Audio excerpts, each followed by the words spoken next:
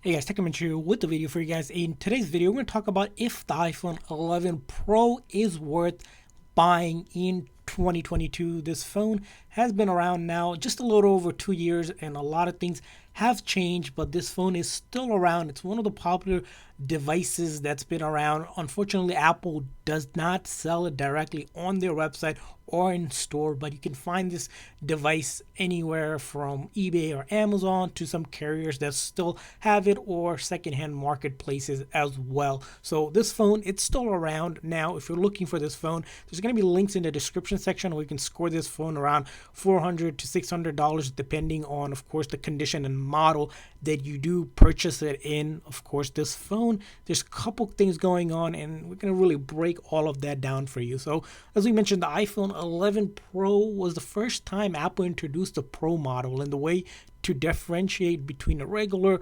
11 versus a Pro model is that triple camera on the back. That's one way, of course, to differentiate it. Again, the unique design of the iPhone 11 Pro is that it's a really lightweight phone. You have both front and back, which are both glass, and the build of it is stainless steel grade body build. So pretty solid build there. You got these rounded edges, which Apple started to remove with the 12 lineup, where it went to flat. Even with the iPhone 13 now, they have flat edges, which for some reason round edge makes a lot more sense to me, and but you might have a different opinion on it, but that's what how we see it as.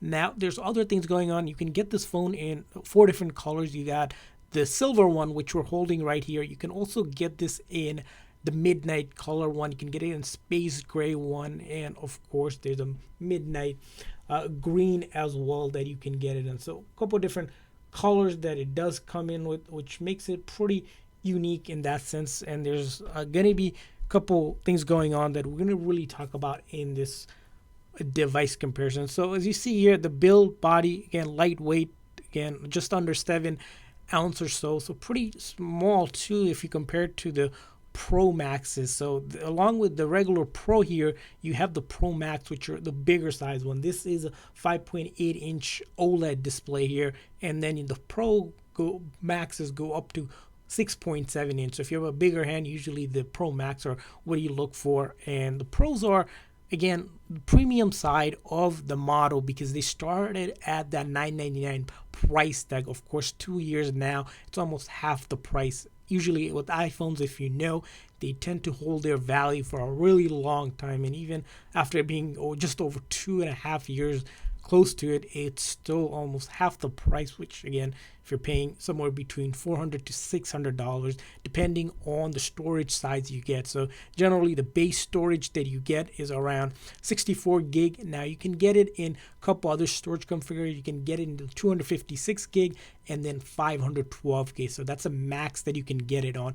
Like the iPhone, unlike the iPhone 13 Pro and the Pro Maxes, which now have a new 1 terabyte capacity, this one only goes up to 512 gigs. So if you're really looking for super high usage in terms of videos and photos, 1 terabyte is a lot. Even 512 gig gets the job done. And now let's really talk about the camera of this phone. The camera, unlike the 13 Pro that we see, these are flat, really smaller size camera, but they are 12 megapixel camera. And so when it comes to taking photos, the Pro models are where it's at for that professional grade photography. You got that optical zoom of up to 2, and then you have that portrait mode, which allows you to do a bunch of different configuration for your professional grade photography on the iPhone 11 Pro. You also have video recording, which again, with those triple cameras, you're able to record up to 4K in 60 frames per second. Again, phenomenal image optimization for your video that comes in with these cameras. So camera wise, great camera. Comparing it to even the 13 Pro, the 11 Pro cameras, there isn't too much going on except for a couple minor details, things like a night vision and that macro mode, which aren't again on the 11 Pro, but nonetheless the 11 Pro does have some pretty good camera. Now talking about hardware, when you talk about the hardware on this phone, especially for gaming and stuff, this does have that A13 Bionic chip. Right now we're at A15 with the 13 Pro. Again, that's not a full comparison for it, but still that whole lot of power, especially with that 4 gigs of RAM that you get on this device here. Again, does do a whole lot for the phone. So when it comes to gaming, it does hold up pretty well, especially lightweight games that are 2D to 3D. They work pretty well. Now, if you're playing games that are meant to be played on the console, even in that phase, these games hold up pretty well. Again, stereo of this phone of course does some phenomenal stuff with it. Now when it comes to things like using the phone for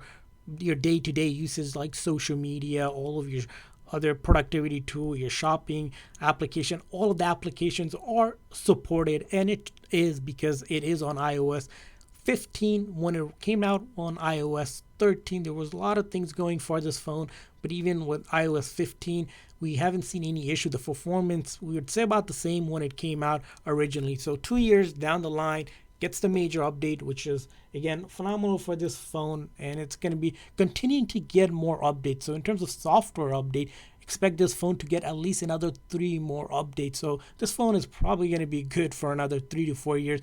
And that's the case when we saw the case with iPhone 6s, which when we thought that it wasn't going to get the iOS 15 update, it did get that iOS 15 update. So that's going to be what you're looking at. Now, the other thing we want to talk about, it's going to be the battery life on the iPhone 11 Pro. So when you talk about battery life, the iPhone 11 Pro does have a decent sized battery. Of course, it's not the biggest battery compared to some of the smartphones that have almost a 4,000 mAh battery. The battery on the iPhone 11 Pro, it's about a 3046 mAh battery. Now, if you compare in terms of actual video playback, which is a good indicator of how well the battery does, now the battery in that case gives you about 18 hours of video playback when it's at 100% max battery health. This one, of course, went down to 83 after 2.5 years or so, and that's expected. You're going to be seeing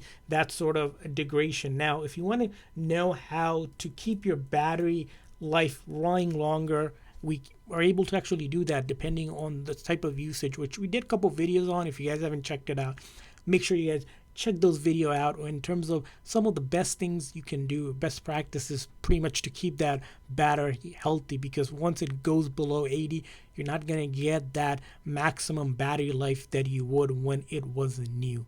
So in terms of actual battery life, decent battery, we mentioned that because of that improved chip, it does have a 20% increase in CPU and GPU performance and improved battery life compared to the previous generation of the phone. Now, to kind of give a final conclusion breakdown, is the iPhone 11 Pro worth it in 2022? Well, as we mentioned here, this phone does have pretty good camera. You got the major software update, a good hardware built to it, good body, and that OLED display, which is a premium lineup. You got that triple camera. There is pretty much, a couple major things probably missing, not even major. It's going to be that 5G comparing to a new iPhone 13 Pro. It's missing that. You don't have that 120 hertz refresh rate on the screen. This is only a 60 hertz refresh rate. And of course, minor things on the camera settings like night vision and macro mode, you don't get that.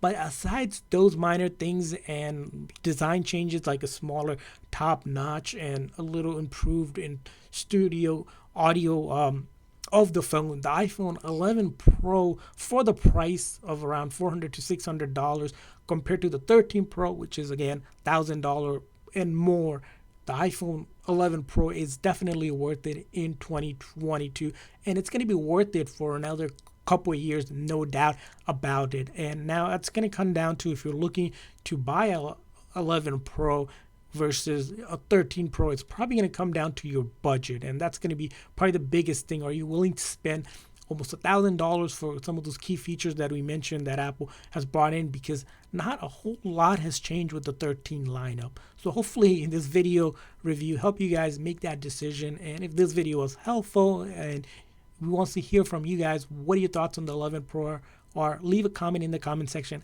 Thanks for watching, guys. See you guys next time.